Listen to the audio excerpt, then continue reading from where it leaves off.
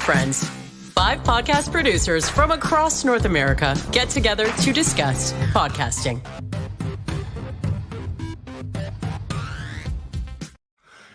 Welcome back. It's the 2024 edition of the Podcast Superfriends.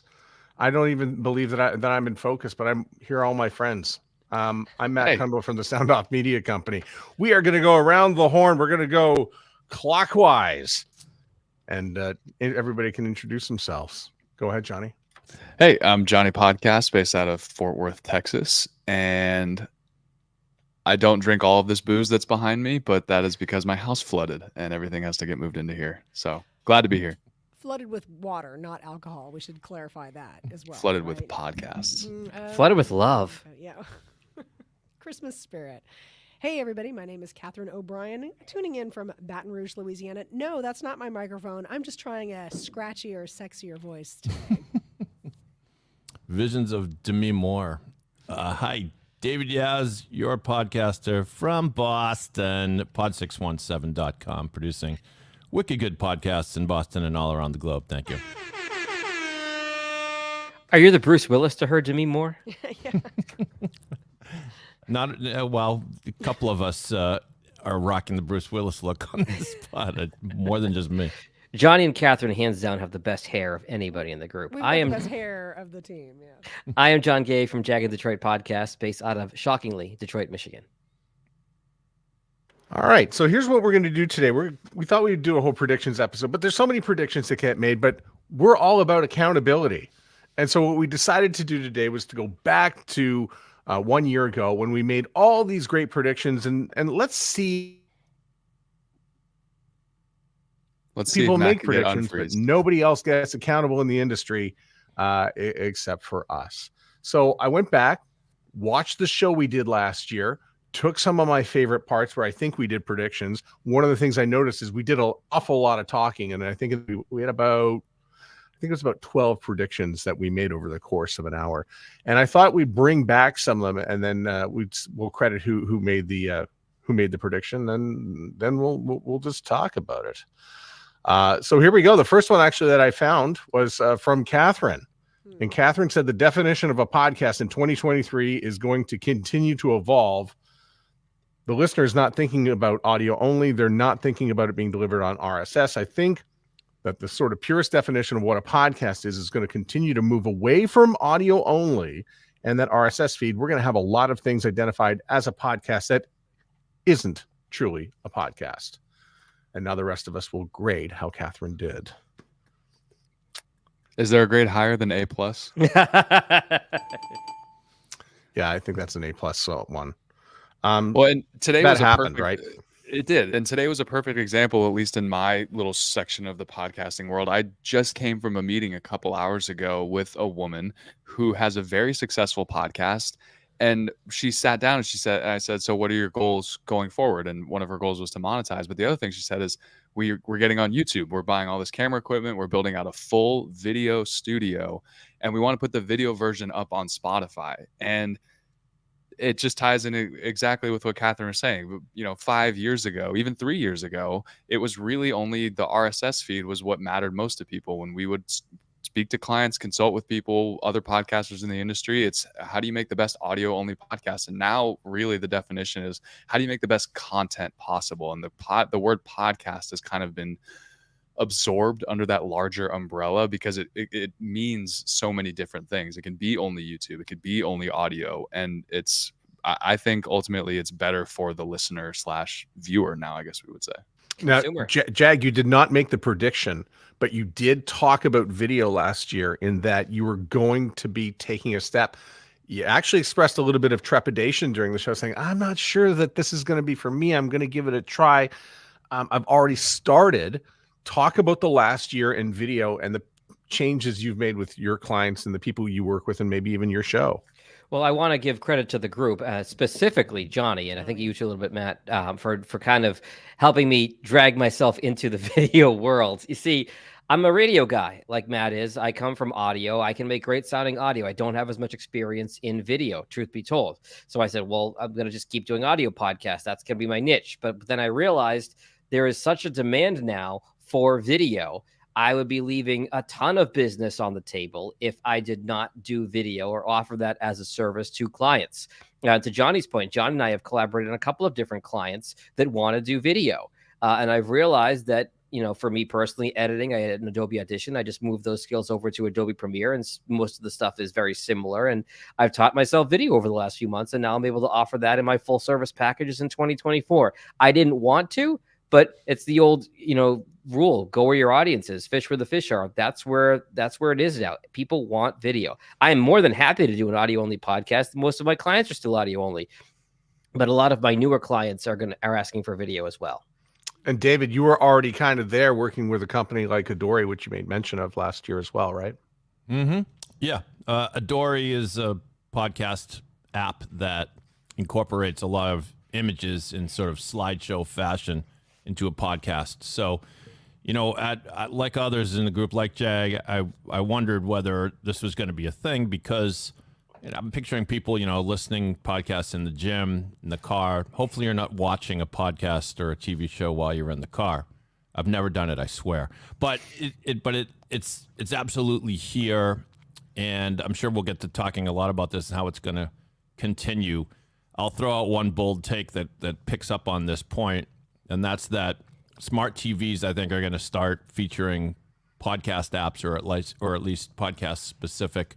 They already are. Yeah. Okay. Well, then I'm right. So good. Your first 24 correct prediction is right, Dave. Well, it's just because, and I said something about this last year too. It's that the lines are blurring. There is no more television. There are screens, right? And so you can, if when I'm at the office, if I want to on my lunch break, watch something on Netflix, I'm pulling out my laptop. There's no need to get a TV. That's obvious, and the younger generations are used to this now. Podcasting will become blended in with that whole landscape. I think that was last year's prediction. Yeah, I'm just saying we were right. Yeah, well, that's the one we'll get to right now. So, excuse the typo on this, but you said television is losing its meaning. It's now a show. People have laptops, devices, and stuff. Video is not going to kill the radio star again, but it's going to change. Well, I'm glad I quoted the Buggles, but I think that has happened maybe even more rapidly than we thought.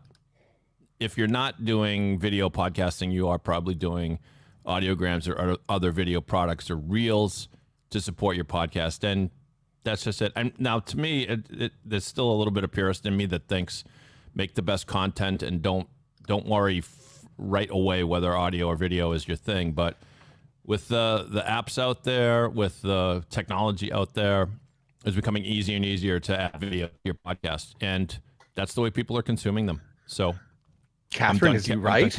I'm done kicking and screaming. Good.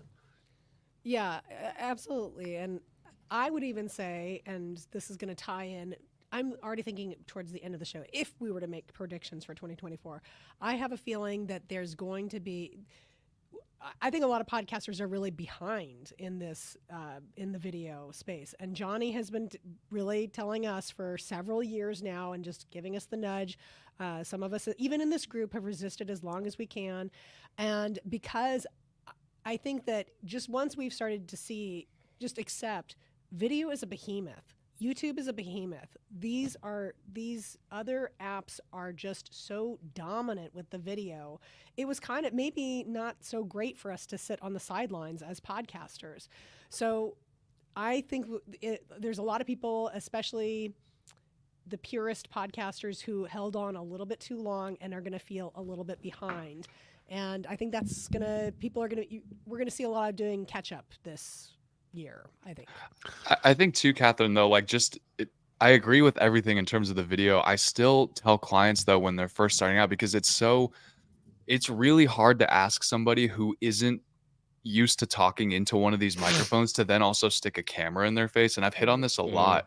I still tell a lot of clients when they're, considering starting a podcast is let's just start with the audio only. If the video is right for you, and I think you should have it regardless of whether you think it's right for you or not, ease yourself into it. Get used to being a host first. Get used to creating content first. Get used to having it's almost like a part-time job doing a podcast, and you need to get used to doing that all of the time.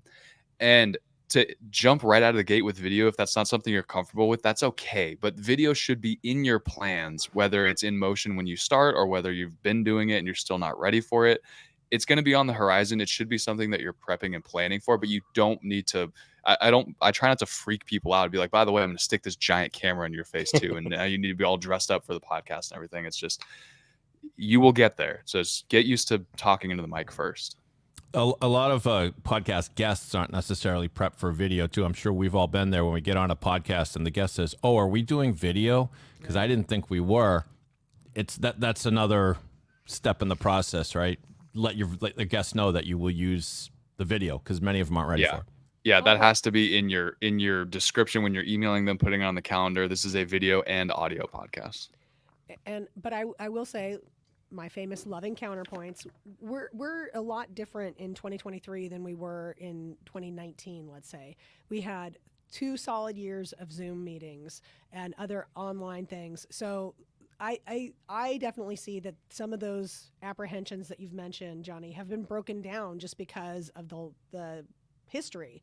Definitely. More people have just come to accept that this is part of doing online interviews, online interactions, and so I think that there is a little bit more acceptance. I agree, and you're right. Minimal viable product. Let's get it. Version 1 is better than version none. I totally believe in that. And if you want to go audio at first, great. But I do think that some of those apprehensions have fallen away. Yeah, but why don't people have a mic? Why doesn't everyone have a freaking microphone? It's so annoying. We've had 2 years of people on doing Zoom calls, and we're still having people with dogs in the background and talking into their laptop mic. Get a microphone. Go on Amazon, please. You're right. It's still, people still aren't there in general. You know, when they got the ring lights. Everybody got the ring light. I just forgot about the microphone. Yeah. Jag, was it Gronk who didn't have a microphone? Who was, somebody didn't have a microphone and they were appearing on like an NFL show. It might have been Gronk. It might have been Brady at one point, because Brady has a mic because he does a Sirius XM show every week. But and I mean, it's Gronk. We just accept him for who he is. But we make the joke, Matt. But that speaks to a larger point about podcasting in general. Not to go too far off topic here, but the lower your audio quality, the better the content has to be to make up for people to consume it. Gronk is just the big loving lunk that everybody loves. So I'd be willing, as a Patriots fan, I'd be willing to listen to Gronk on a not great microphone more so than I would somebody that I don't know from Adam. And like, why doesn't this jabroni have a microphone? All right. Well, here's a prediction that I think I got right up until the end. Google Podcasts is going to evolve into YouTube Podcasts or YouTube Music or something along those lines, and it will come out as an app. Actually, it's now, I think it's 2 apps really. That what happened in the end. Nobody knows the difference. Yeah, and Amazon's going to pass Google in terms of usage, which did not happen.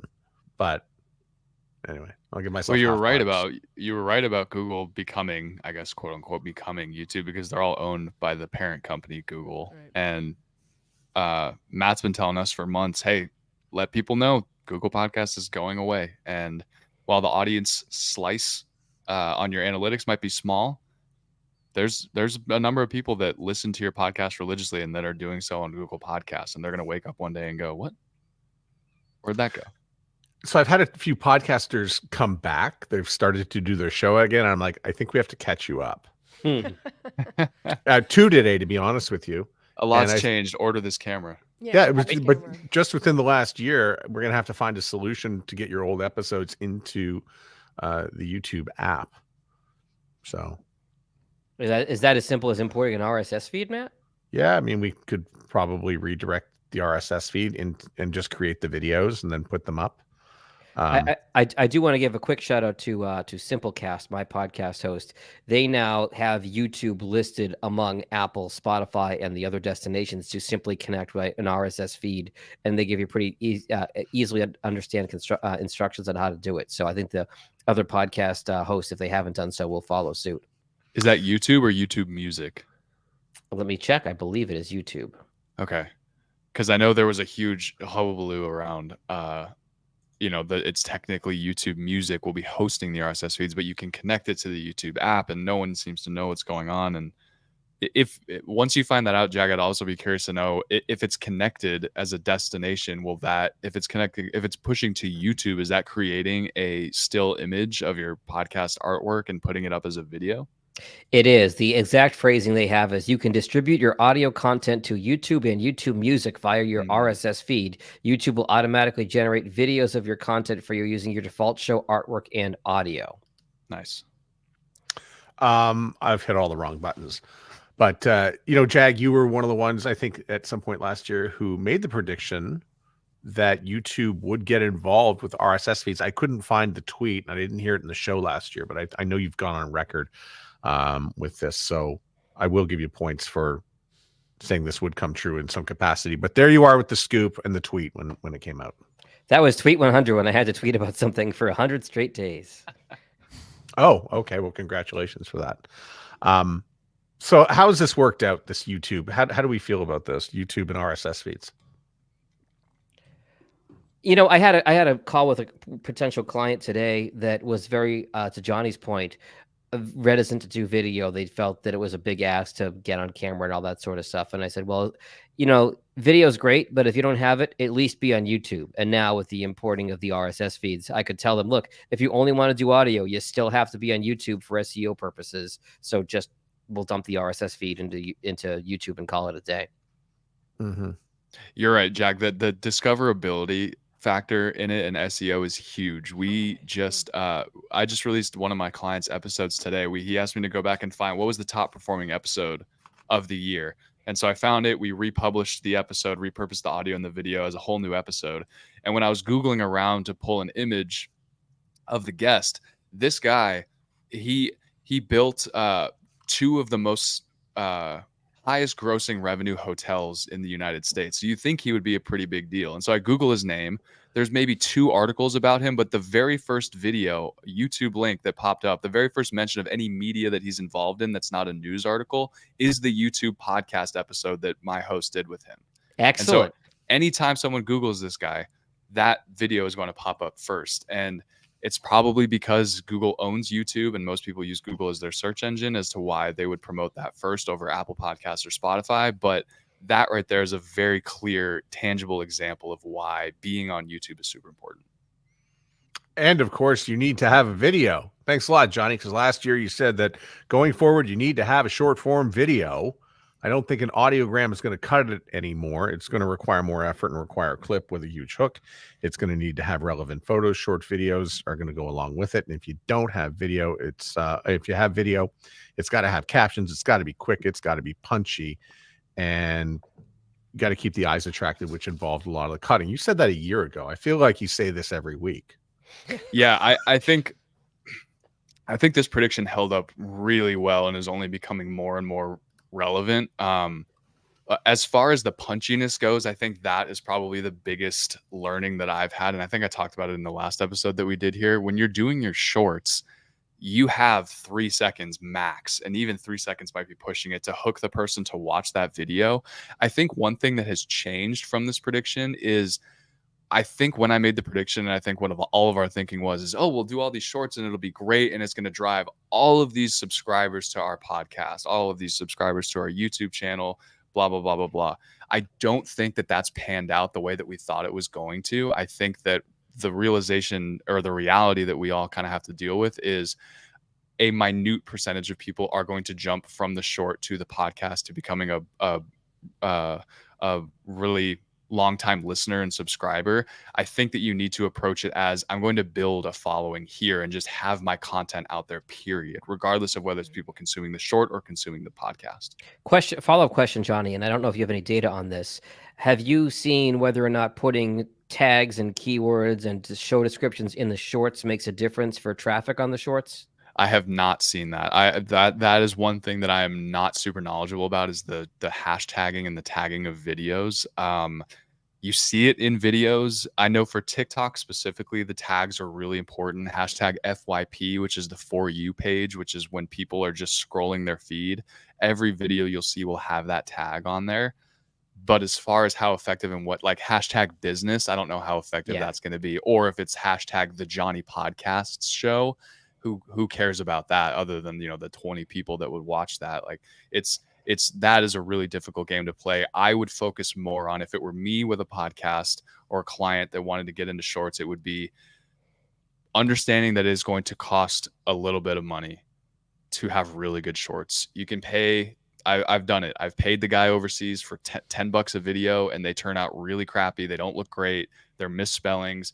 They don't pull the right content. You as the host know your audience the best. You know what the hooks are going to be. You need to find those, and you need to work with someone that's really knowledgeable about how to make really professional looking shorts that are spelled correctly with the subtitles, that have relevant images in them, and that are punchy, pulling that 3-second clip that's the most hooky, putting that at the very top and making them look really professional. And unfortunately for all of us, those cost money. And time. Yes. But I've just started this for a client, and she loved it. But the cost to that, right? Yeah. So how long, I mean, the question is, how long is she going to be able to keep up with the cost of doing it? But darn, they look good though. They're fun. Yeah. And you don't need to do, I mean, a lot of the from what I've seen talking to these people that run these, like, so we all run companies of producing podcasts. There are people that are even the next step, which is they run companies exclusively for creating short form content, full companies that do this. And where the cost starts to add up is, how many shorts do you want from your podcast episode? Let's be totally honest. In the 90-minute podcast, you probably don't have 15 shorts worth of content in there. You have maybe 3. 5 is pushing it.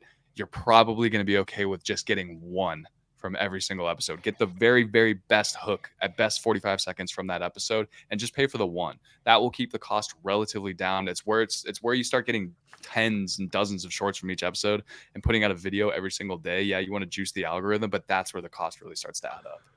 So there's a lot of hype about that, but also AI. And Catherine said there's going to be a lot of hype around AI for podcasting.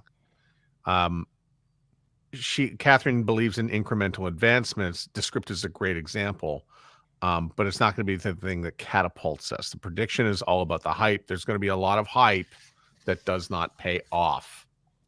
I actually think this is a prediction I got wrong, because it was not as hypey as I was fearing that it was going to be. There was some hype, but I think it was frankly appropriate. You and everybody in our group here, we saw the AI tools rolling out for some of the editing software we use, the different tools we use to make the podcasts, and they've been okay, I have to say.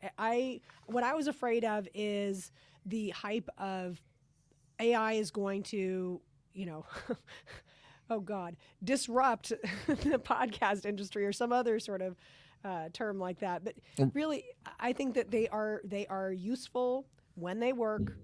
They're going to get better and better as time goes on. So I think I was afraid more of the hype train. But we've seen some good stuff, and we're looking forward to more. And I think there's a B part of the prediction. This is Johnny's, and that the AI is going to be pretty big going forward. It's going to make our jobs as hobbyists a little bit easier. And there's going to be at least one podcast that's going to be created exclusively by AI, content generated by AI, voices generated by AI, and put together by AI with a very minimal human touch. And whether it's like, uploading or light editing, things like that, but someone's going to go out and do an AI podcast. Did we find that? I will be honest, I wasn't searching for it. Go ahead, David. I mean, there probably is one, but it probably sucks. Pardon my that's Boston vernacular. It sucks. Sure. So what have you ever clicked on a news link thinking you were gonna get a video short, like, NBC News, like a 90-second report on something, and it turns out what you get is it's basically a robot reading a print article. I don't know if that ever happens to you, but when a Japanese plane caught fire in Tokyo. Exactly. I hate that voice. It creeps me out. I don't want to get my news that way. And that's the kind of podcast a robot is going to create. So I'm sure there is a podcast out there that's just a robot, but it's really just going to demonstrate that that's the creative touch that we and the people we work with apply to podcasts that just simply can't be replicated. And so AI is going to keep coming fast and furious, and it is at the risk of repeating others, it is providing tools that make our jobs easier and DIY podcasters easier. If you're, I use AI all the time to go through a transcript and pick out topics, a list of topics for the show notes, right? It's good for transcription. I do use it to replicate human voices in little blips, like little sound stings. If you're creating a segment, and you want to have if I want to have a female voice, there aren't a lot of females here around in my apartment here, so at the moment. So anyways, it gives you those options, and those tools are terrific, and I think they're going to keep getting better. But it's not going to replace the essence, the actual content of a podcast. Yeah, and there's some things that AI does that we don't even know. So a year ago, I didn't have this transcription service. I took the episode we did from a year ago. I ran it through Otter. That's AI that goes to separate our voices and to find all the parts that I had to go through to come up with, here's the predictions, that we landed on. Otter is trained enough to know which voice does what. So a lot of people don't think, oh, that's AI, but the AI has done the work for us a little bit. Sure. And Matt, you might have sort of inadvertently brought up another use for something like ChatGPT. In advance of this episode, you could have asked ChatGPT, what are 12 predictions for podcasting for 2024? ChatGPT will come up with it. Who knows where exactly it's drawing it from, but it'll give you a list. Now, the list may be terrible, but it still might provide a good talking point. So I have used AI to generate questions for a guest for a podcast. Type in the guest's resume or whatever, and give them some information, and it'll do that. If you want to do if you're doing a show that's on the lighter side, you want to create a poem about a guest, ChatGPT will create a poem or a song about your guest, and I've used that in the right circumstances, and people get a kick out of it. But it almost always, you have to be careful with it because it will get something wrong. It will do something embarrassing. Well, that's the key. That's the key there, David, and I'm happy to be wrong about my prediction. I'm more than happy to admit I was wrong, which is fine. I'm going to double down on what I think AI will be in podcasting long term. But what you just said, David, was really substantial, is that the AI gets the ball rolling. I think a lot of people look at AI and they go, this is going to do the job for us. I think it gets the ball rolling first. Then someone who is knowledgeable in podcasting, you come in, you look over it, you make the adjustments as needed, whether it's on the poem or the song or the questions that are going to be asked, and take what they've done, add your flair to it, and create the final product that the end consumer is then going to see. Exactly. I don't know how wrong we are. AI actually got this podcast started today because it was the first thing I went to. Well, I think I went really hard on how much it was going to evolve in just a year. Like, I was assuming it was going to be, it's going to take over audio engineering and total video production, to where you kind of are just dropping in an audio and a video file and it does the rest for you.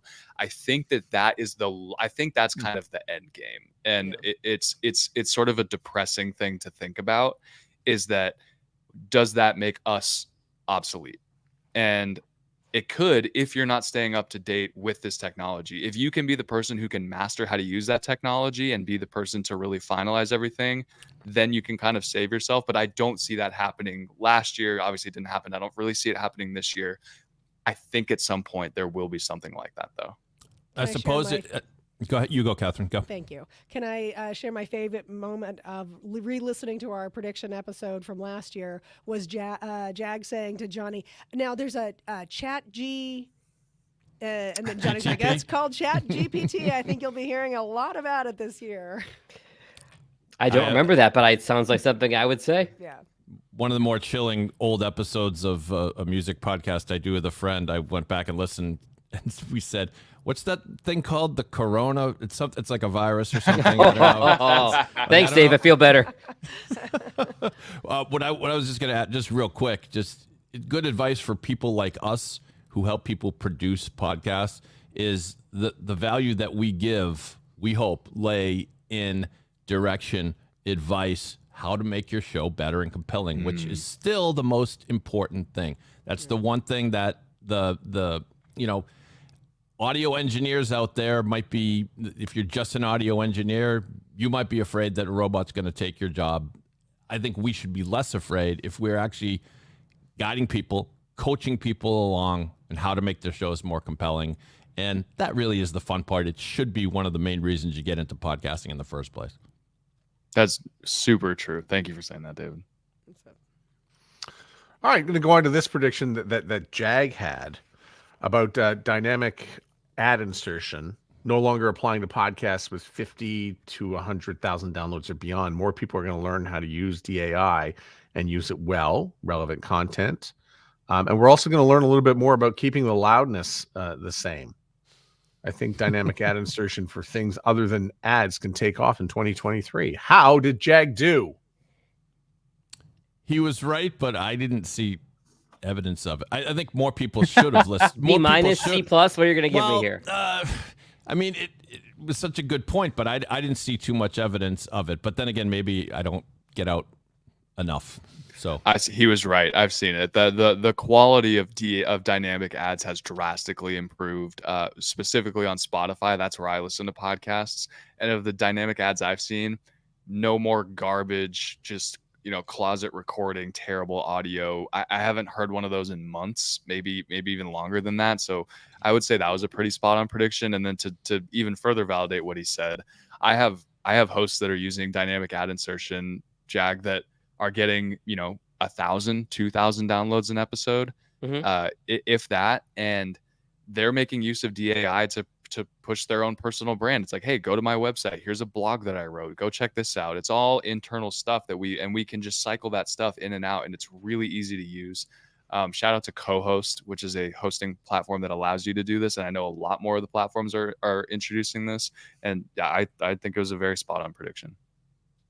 Thank you. I actually have a little bit of, I'm actually getting a lot of companies who don't want to buy dynamic ad insertion. They're actually looking for baked in, or as I'm told to say now, integrated ads. I had a buy come across today. What do you? They always make the word longer. They always make the word. There's a word that works baked in, and they make it longer and more complicated. There's saying utilize instead of use is my wife's biggest pet peeve. Yeah, and I had a couple companies. I can't remember the one from this morning, but NordVPN was one that was asking for and preferred baked in, and I think a lot of it has to do with the fuckery from Apple and the downloads and when you go to pause and then you hit and the re-downloading. I think a lot of companies are feeling a little more comfortable with the integrated. Now, I had the discussion today with someone. I wanted to push back and say, I'll tell you what, I'll give it to you for a year.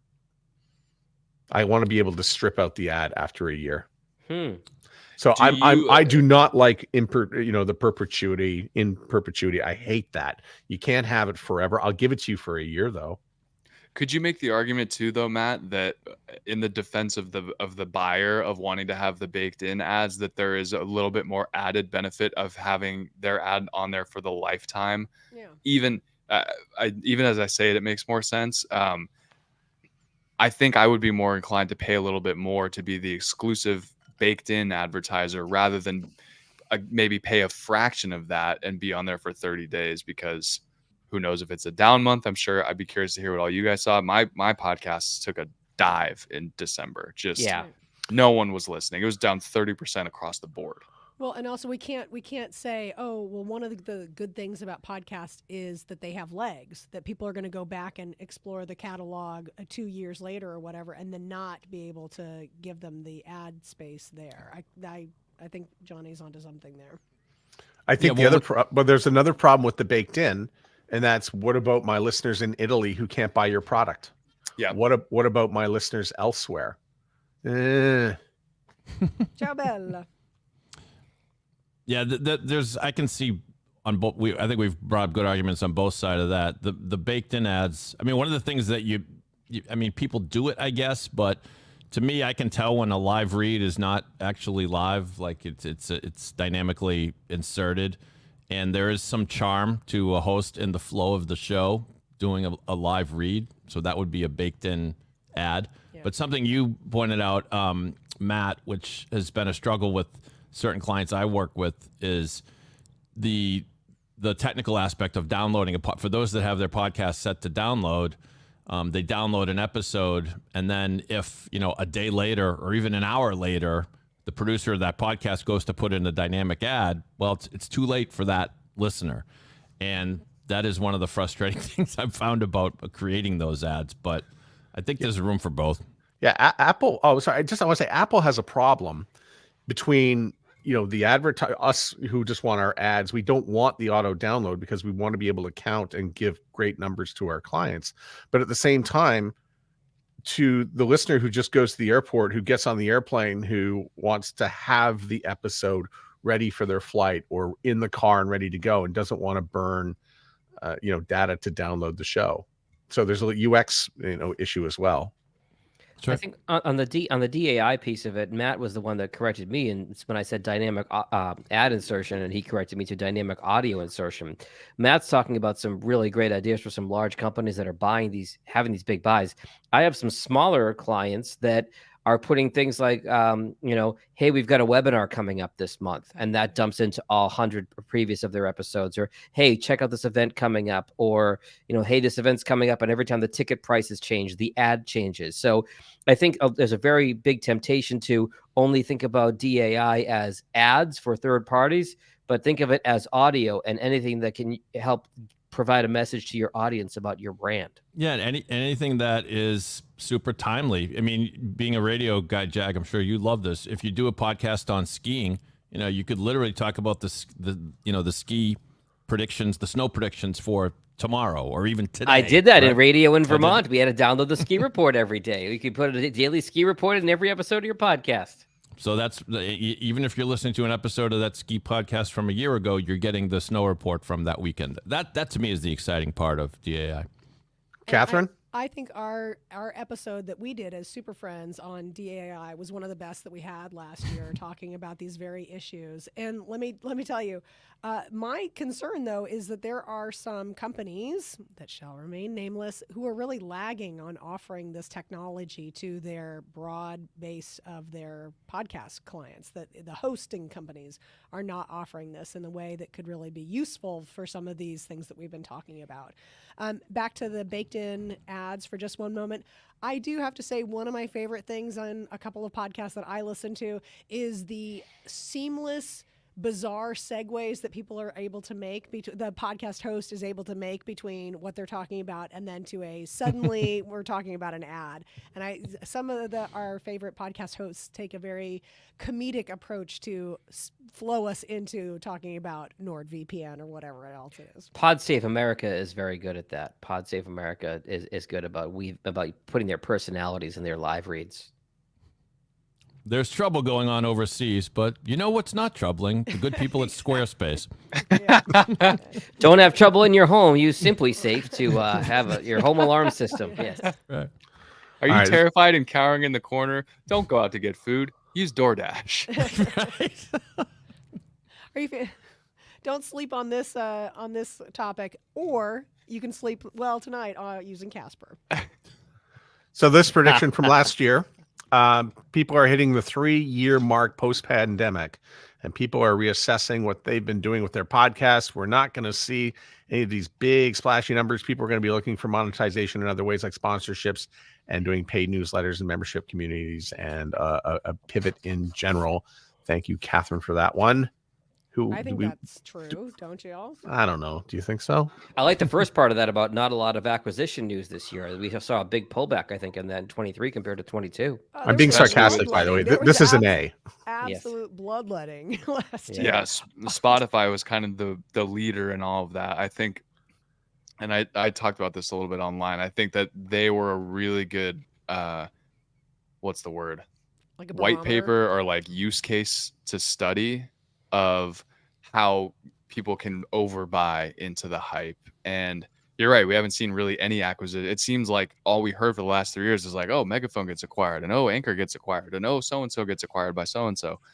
And a lot of those haven't really panned out. But in terms of the podcast hitting the 3-year post-pandemic mark, I made my prediction for this year, which was that niche audience podcasts are going to be the king going forward. I think that the general mass appeal podcast era is going to take sort of a backseat to people going, I know there's a podcast out there that only talks about basketball. I don't want to hear about the NFL and sports betting and a little bit of basketball in between. I know that there's only a podcast that caters to exactly what I want. And if you're someone who's creating content, listening to this, double down on the content you're making, make it niche, find the people in your tribe. They're out there and they're looking for you.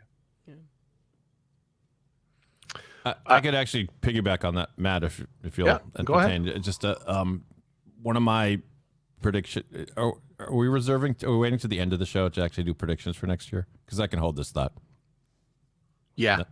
Okay. I'll save it to the end. I do want to mention though that if I get Catherine, could you just go a little bit more with this? By the way, this is bang on this prediction from 2023, but about the newsletters and the community, and I think also when Jag was talking about DAI live events, Right. Being able to schedule your live events and things that you're going to be doing is another way to use the DAI. But when you talk about like newsletter and community, can you unpack that a little bit more? I think that it's I've definitely noticed it's much more common for podcasts that I like to have that give more to those who want more model. They are using Substack. So the Substack is a way for people who like the podcast to support the podcast. Substack makes it very easy that you can become a paid member. One of my favorite new podcasts that I started listening to in 2023 has now gone completely paywall using Substack. And I actually think this is going to be more and more for that person, the niche podcast, that they aren't at that mega level. They aren't at the, just 100 supporters. If you have a passionate group, you can really make your niche shine because they're going to support you. They want the content that you have. And for even something modest like $5 a month per supporter, you're going to be able to magically monetize your podcast. And I think that a lot of the platforms are making that easier and easier and easier. I need to book a consulting call with you because I know somebody who wants to do all that, and I feel very trepidatious and unsure about how to jump into like monetizing with Substack and the podcast and putting it all together. I just think that we've talked so many times about the gap between the mass market. We're using CPM. We're using all these things that don't really apply to podcasting to try and make the money work for ads. How many times have we said ads don't work for most podcasts? They do work for the biggies, but how many that is a small fraction of what the podcasting is. So what is everybody else going to do? But the thing is that the platforms have stepped it up. There are easier ways to do it that haven't existed in the past. So I just see that is going to be more and more. Yeah, cut out the middleman. Yeah. A year ago, this is very bold. I said there was going to be a recession. And a lot of people are going to do some bailing, and podcast companies are going to look what they have. Podcast divisions are looking, going, yeah, maybe we can cut this and we can cut parts of that. There was a lot of cuts this year. For sure.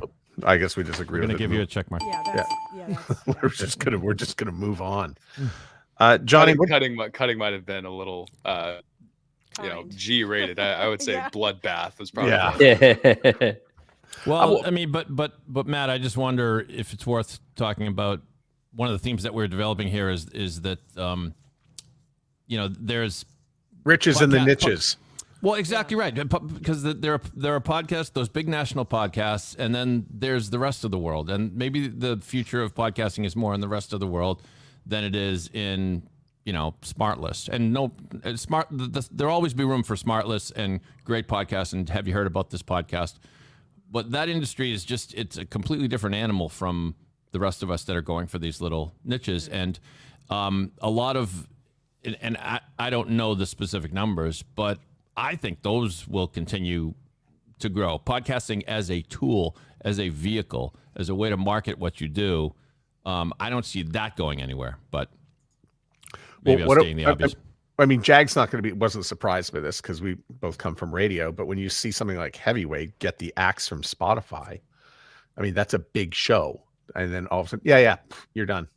Yeah, what do you guys think about that? Because I looked at it and I looked at the show. I was like, is this some garbage podcast? And it's super popular. Why would something like that be cut? I can understand the other ones that they cut, but why that one? because if you want to make a great podcast and great audio, it takes a lot of people, and people are expensive, and time is expensive. And now there's 20 people on it. Yeah, that's on the show, and you can't make the money back from it. It's like, just go elsewhere. That's the thing with those true crime podcasts, is the sound design in them is just insane, and you can't be done by one person. Right. Well, and also heavyweights came from public radio too. Yeah. So there are a lot of shows that are there were a lot of public radio shows early on podcasting, so that they were really bullish on podcasting from the get-go. But that means if they come from public radio, they come from an environment where there is an entire structure of all those people, all that staff, all those things. To recreate that in the free market is hard.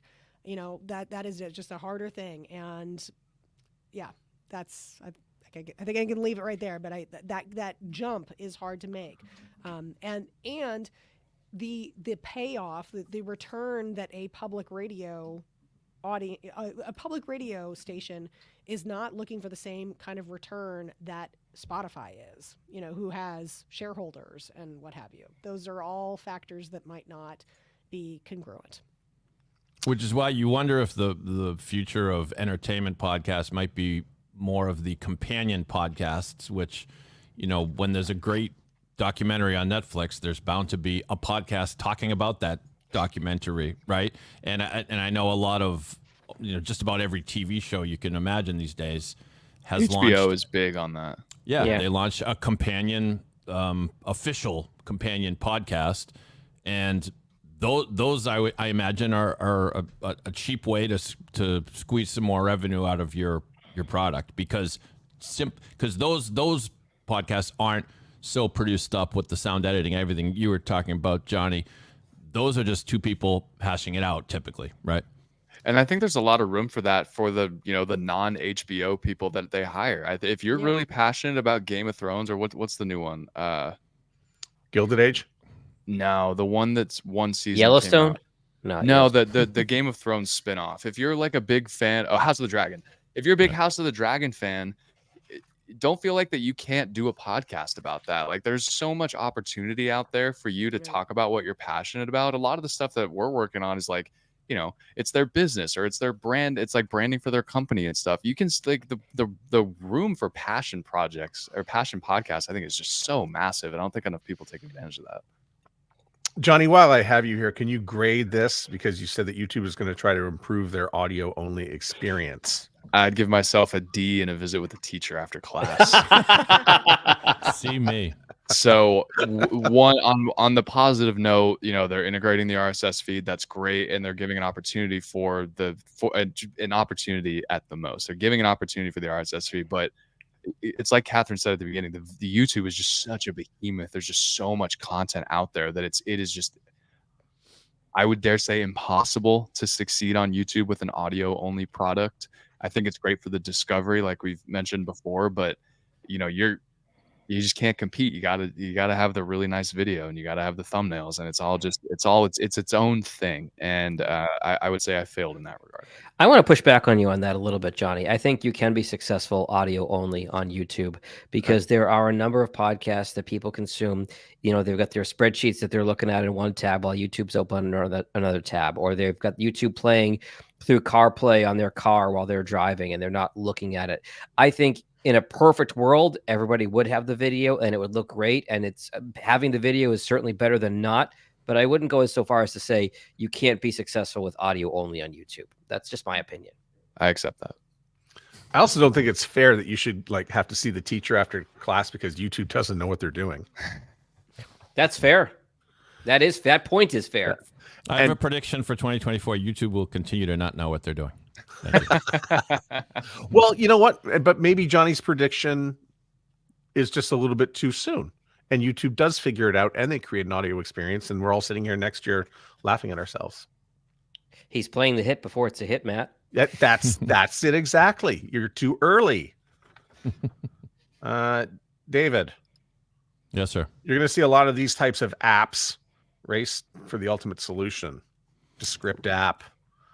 because you noticed many months ago that you can click and make audiograms. Zencaster's trying to do that too. I had a call with them, and they're trying to do everything, like hosting, recording, editing, public. It's a massive undertaking. Sorry, David, you can ring the bell. You got an A on this one. Oh, okay, yeah. Well, I was going to say that I just predicted the race. I didn't predict the race would be over, and I don't think the race is over yet.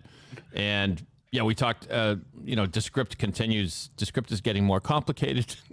I still use it all the time, but it is trying to be everything. And Jag, I know you've maybe you should speak to this because you used Descript. I think Jag is the best at Descript out of all of us. I think David's probably the most experienced and probably therefore the best. But I will say. I have played with Descript. I mean, up to David's prediction here, them acquiring Squadcast was certainly a big deal in 2023. That's what I haven't explored. So, as an avid Squadcast user, I get a little nervous because the Descript UX can be very wonky at times, and I'm gonna not be thrilled when Squadcast goes away as a standalone app and folds into Descript ostensibly sometime in 2024. Descript has a lot of great features, and we kind of bag on them a little bit in this group because it can be frustrating when they push an update every day and something doesn't work quite right, et cetera, et cetera. That said, they are constantly working to improve these features and become sort of an all-in-one solution. I've created, audiograms from videos on Descript now. There are a lot of things Descript can do. Is it perfect? No. Are any of them perfect? No. And I think for all five of us and anybody listening that produces podcasts or consuming, watching, that we all have our own secret sauce, and we are always trying to, we've got all these things in the cauldron, and we're trying to a dash of this and a dash of that, and trying to get the ingredient ratios just right. Okay, how much do I use GPT? How GPT is it? How much do I use this? How much do I use Descript? How much do I use Riverside, Squadcast, Decipher AI? All of these different tools, and as they're all evolving, unfortunately, it's on all of us and all of our audience to constantly be reevaluated and seeing what works best in what combination. Yeah. Remember when Squadcast 5.0 came out and it was horrible, and then they fixed it and it got really good. And I'm hoping that the same people who did that magic with Squadcast have been retained by Descript to get it up to snuff. Yeah, I'm not comfy yet. I'm not comfy yet with the Descript, but I've actually hired a person. You just work with this Descript thing and make some nice things for me. Go ahead, Dave. I'm sorry. I was just going to say it was a similar dynamic when they switched, when they did 2.0 on Descript. Oh my God, I hate it. It was the worst day, but it has gotten a lot better. I feel like it gets a little better week by week. My prediction for 2024 is that we will have Ariel Nissenblatt as a guest on this podcast from Descript/Squadcast. All right. Matt's going to make a call. I'll make a call. Free Squadcast and Descript for everyone. This one's not very exciting.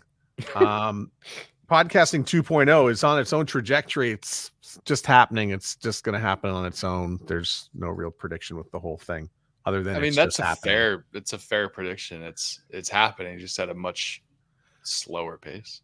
I would probably say even slower than I thought. I will give you a lot of credit here, Matt. You are, I think, of the five of us, and everybody feel free to agree, disagree.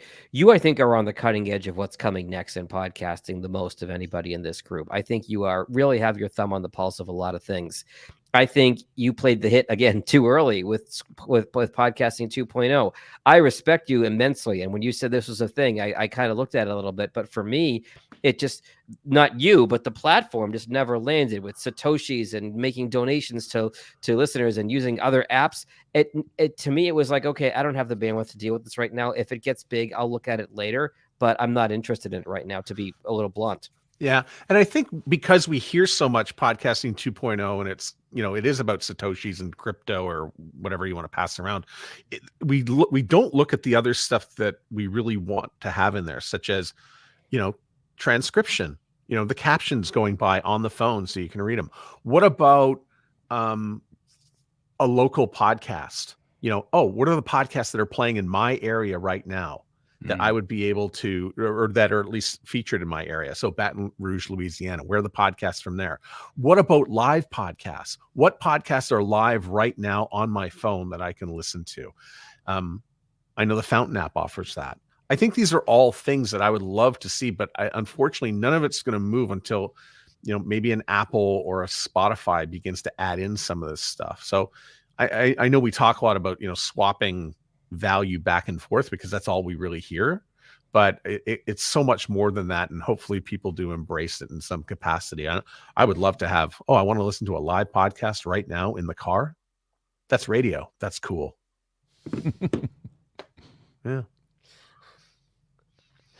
Well, shall we stick our necks out for 2024? Yes, let's do it. All right. Fortune favors the bold. David, what is your big podcast prediction for 2024? Well, just to maybe be a little bit of a change of pace, I'll sort of think smaller in that I think more and more small businesses, individuals, those podcasts will continue to grow this year because more and more they will become an efficient and smart replacement or alternative to things like blogs, newsletters, redoing your website, and in some cases even networking. So, I just had a lawyer start a podcast, and he's excited about the prospect of having people on as guests that are important contacts of his and that are potential clients of his, maybe. And I can tell that he enjoys it so much more than something like, writing another blog post or trying to get a published article. Those things I think will continue to be less cost effective and frankly less fun. So for the small companies, big companies will continue to do them as well, but small companies, entrepreneurs have been doing podcasts for a long time, but it's just going to become more and more of an essential tool in that whole marketing networking arsenal for someone trying to develop their brand. Catherine, what do you have? I've got one that is sensible, and then one that is a little spicier. I'm just going to say that. My sensible prediction for 2024 is that there's going to be a big move to know thy audience. Because audience growth is where it's at, especially as things are getting more and more niche, more and more narrow.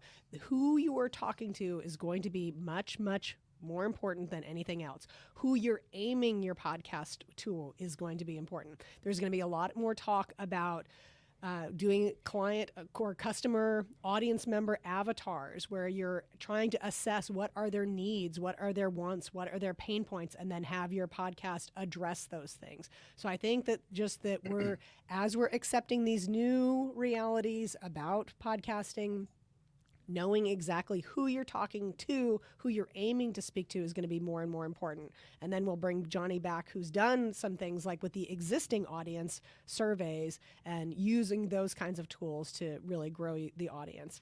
And to be a little spicy, I am going to predict that we're going to see a little retconning, a little retroactive continuity for the video issue. I predicted that some of our experts in the podcast industry are going to pretend that they've been promoting video for the longest time, and that what I was indicating before about maybe some podcasters really being a little bit behind. I admit that, I was in there too because I was believing that, oh, no, that's not video and podcasting are two different things. I think that there's going to be a little bit of a cover-up from people pretending that they've been advocating for this for a very long time. A conspiracy, you'd say. Who knows? What do you got, Johnny? I will predict that there is going to be a race. Again, David predicted a race last year. I think that there's going to be another race this year. And this race is going to be amongst the social media apps. There are too many social media apps vying for our attention 24/7. The goal for them this year is how can we keep the user only on our app? And I will predict that X is going to win this battle of how can I consume all of a person's content that I follow in one place. Their written text, aka their tweets, their full-length video podcasts, their short-form content, and their audio content, their podcasts, live spaces, whatever. I think that X has the best chance of creating such a platform that includes a creator dashboard, much like YouTube, where you can upload all of your content there, view statistics, view downloads, things like that, as well as actually create and publish all of the content there as well. And Jag. get those subscribers. Sorry, one thing. And paid subscribers. And get paid subscribers. Jag. My prediction is that in terms of overall listenership, podcasts will overtake AM, FM talk radio, spoken word audio, spoken word radio formats. The spoken word audio report that we just pulled up here from Edison Research this year.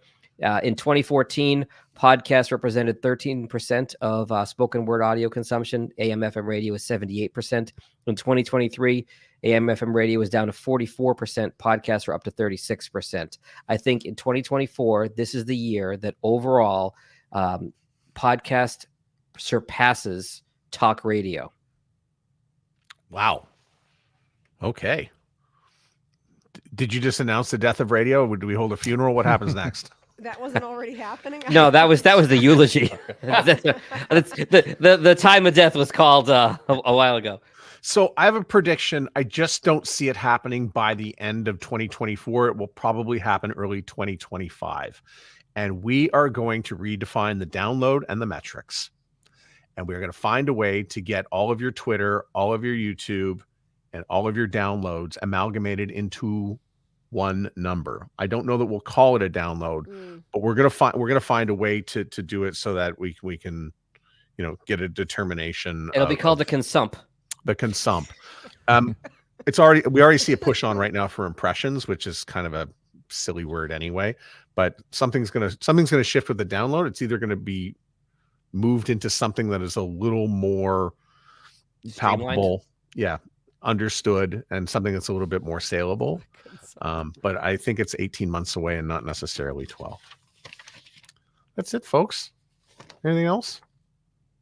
Happy New predictions. Year. I'm excited to revisit these next year and see how right or wrong we were.